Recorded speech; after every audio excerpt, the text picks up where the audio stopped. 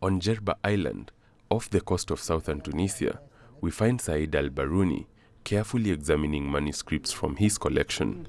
The 74-year-old librarian is on a mission to safeguard the little-known heritage of his isolated Muslim community, the Ibadis.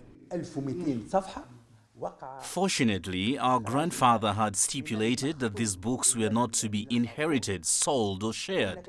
So we kept everything, and then the founders' children and grandchildren added to the collection by buying manuscripts sold in the Djerba market. We then took up the torch and made them the books and manuscripts in the al-Barounia library, available to researchers across all universities, both in Tunisia and abroad. Today, the library holds over 1,600 ancient Ibadi texts and books on various topics dating back to as early as the 14th century. Said has been using modern technology and AI software to help him read and simplify the ancient writings.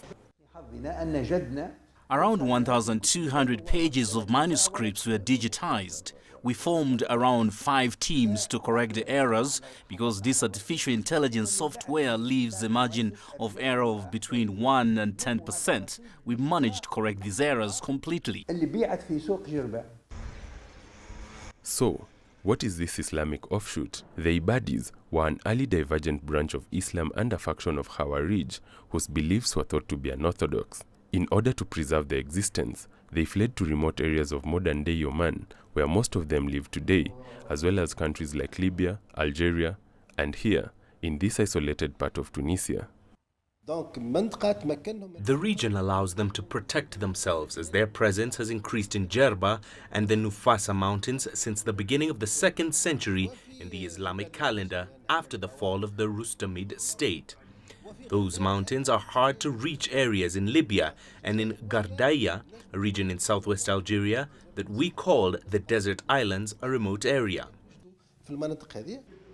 In a quest to change misconceptions some have had on certain topics regarding the Ibadi heritage, Said said he seeks to gather more literature, which has been scattered for centuries among families, and preserve whatever Ibadi manuscripts he can find. Muturika Ibere, CGTN.